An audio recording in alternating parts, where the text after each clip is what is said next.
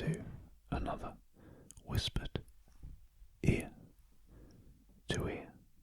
audio reading, and this 7th instalment of A Christmas Carol. So, in part 6, Scrooge and the Ghost of Christmas Present had been wandering the streets observing the locals going about their Christmas Day affairs. We join them again as they get ready to spy on the goings-on at the Cratchit household. So we pick up again with them now in the second part of Stave 3.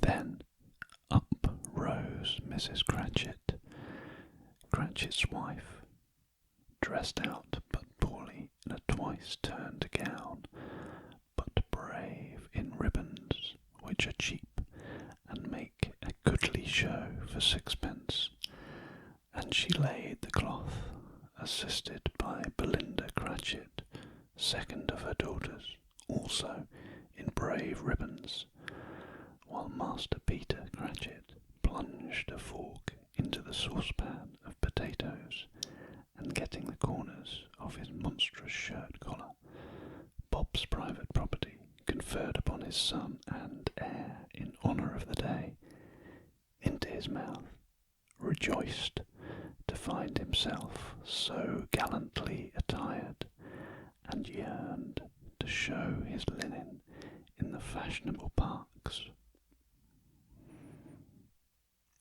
And now, 2 smaller Cratchits, boy and girl, came tearing in, screaming that outside the baker's they had smelt the goose, and known it for their own, and basking in the luxurious thoughts of sage and onion, these young Cratchits danced about the table and exalted Master Peter Cratchit to the skies, while he, not proud, although his collars nearly choked him, blew the fire until the slow potatoes, bubbling up, knocked loudly at the saucepan lid to be let out and peeled.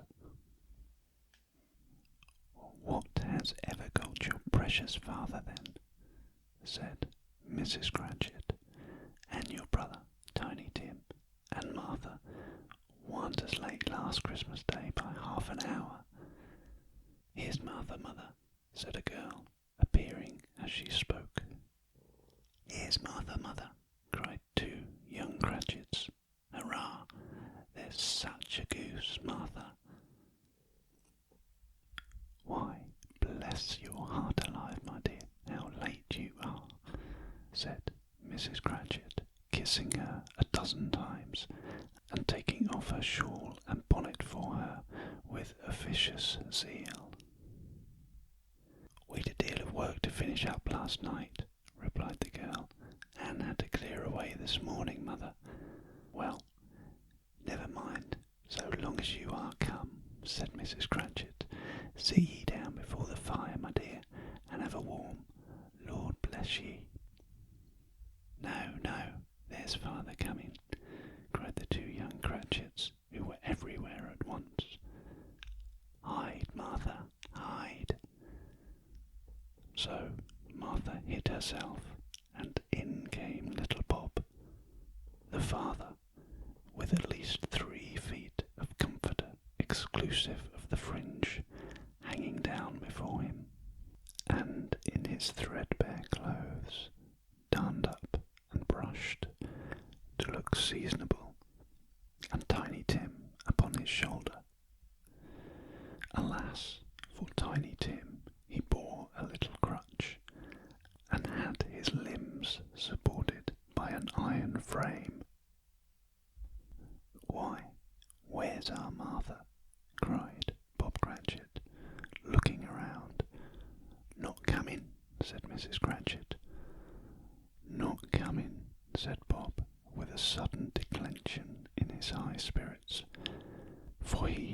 Tim's blood horse all the way from church and had come home rampant. Not coming upon Christmas Day.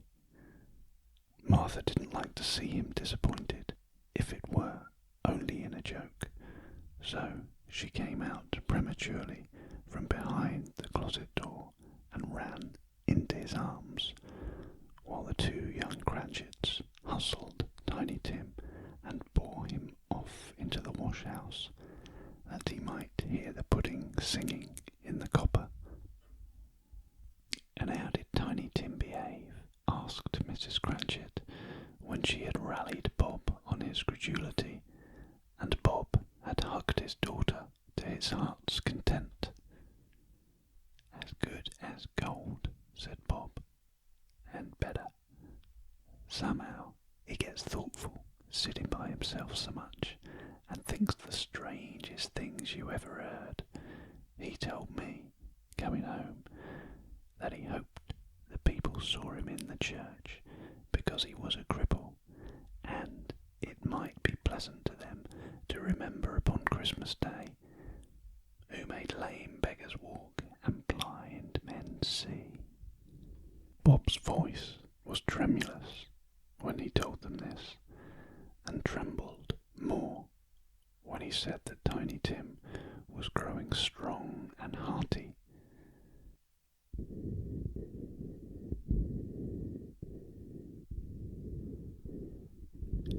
His active little crutch was heard upon the floor, and back came Tiny Tim before another word was spoken, escorted by his brother and sister to his stool before the fire, and while Bob, turning up his cuffs as if, poor fellow, they were capable of being more shabby, compounded some hot mixture in a jug with gin and lemons, and stirred it round and round, and put it on the hob to simmer. Master Peter and the two ubiquitous young Cratchits went to fetch the goose, with which they soon returned in high procession.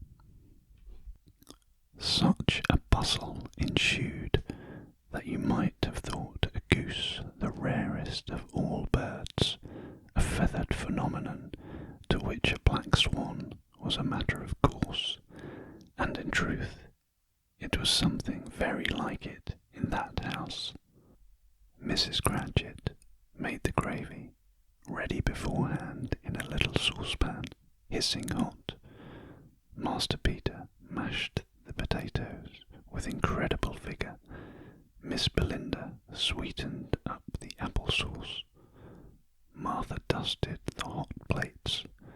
Bob took Tiny Tim beside him in a tiny corner at the table.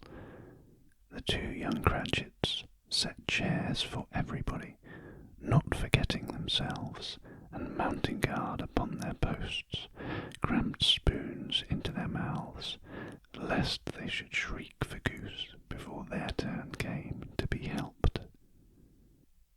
At last the dishes were set on, and grace was said. It was succeeded by a breathless pause, as Mrs. Cratchit, looking slowly all along the carving knife, prepared to plunge it in the breast, but when she did, and when the long-expected gush of stuffing issued forth, one murmur of delight arose all around the board, and even Tiny Tim, excited by the two young Cratchits, beat on the table with the handle of his knife, and feebly cried, "Hurrah! There never was such a goose." Bob said he didn't believe there ever was such a goose cooked. Its tenderness and flavour, size and cheapness, were the themes of universal admiration, eked out by apple sauce and mashed potatoes. It was a sufficient dinner for the whole family, indeed, as Mrs. Cratchit said with great delight, surveying one small atom of bone upon the dish. They hadn't ate it all at last. Yet everyone had had enough, and the youngest Cratchits in particular was steeped in sage and onion to the eyebrows. But now, the plates being changed by Miss Belinda, Mrs. Cratchit left the room alone, too nervous to bear witness, to take the pudding up and bring it in. Suppose it should not be done enough. Suppose it should break in turning out. Suppose somebody should have got over the wall of the backyard and stolen it, while they were merry with the goose, a supposition at which the two young Cratchits became livid. All sorts of horrors were supposed. Hello, a great deal of steam. The pudding was out of the copper, a smell like a washing day. That was the cloth, a smell like an eating house, and a pastry cook's next door to each other, with a laundress's next door to that. That was the pudding. In half a minute, Mrs. Cratchit entered, flushed, but smiling proudly with the pudding, like a speckled cannonball, so hard and firm, blazing in half a quartern of ignited brandy, and bedight with Christmas holly stuck into the top. "Oh, a wonderful pudding," Bob Cratchit said, and calmly too, that he regarded it as the greatest success achieved by Mrs. Cratchit since their marriage. Mrs. Cratchit said that now the weight was off her mind, she would confess she had had her doubts about the quantity of flour. Everybody had something to say about it, but nobody said or thought it was a small pudding for a large family. It would have been flat heresy to do so. Any Cratchit would have blushed to hint at such a thing. At last, the dinner was all done. The cloth was cleared, the hearth swept, and the fire made up, the compound in the jug being tasted and considered perfect. Apples and oranges were put upon the table, and a shovel full of chestnuts on the fire. Then all the Cratchit family drew round the hearth, in what Bob Cratchit called a circle, meaning half a one, and at Bob Cratchit's elbow stood the family display of glass, 2 tumblers, and a custard cup without a handle. These held the hot stuff from the jug, however, as well as golden goblets would have done, and Bob served it out with beaming looks, while the chestnuts on the fire sputtered and cracked noisily. Then Bob proposed, "A Merry Christmas to us all, my dears. God bless us," which all the family re-echoed. "God bless us, everyone," said Tiny Tim, the last of all. He sat very close to his father's side upon his little stool. Bob held his withered little hand in his, as if he loved the child and wished to keep him by his side, and dreaded that he might be taken from him. "Spirit," said Scrooge, with an interest he had never felt before, "tell me if Tiny Tim will live." "I see a vacant seat," replied the ghost, "in the poor chimney corner, and a crutch without an owner, carefully preserved. If these shadows remain unaltered by the future, the child will die." "No, no," said Scrooge. "Oh no, kind spirit, say he will be spared. If these shadows remain unaltered by the future, none other of my race, returned the ghost, will find him here. What then, if he be like to die? He had better do it, and decrease the surplus population. Scrooge hung his head to hear his own words quoted by the spirit, and was overcome with penitence and grief. Man, said the ghost, if man you be in heart, not adamant, forbear that wicked cant until you have discovered what the surplus is, and where it is. Will you decide what men shall live, what men shall die?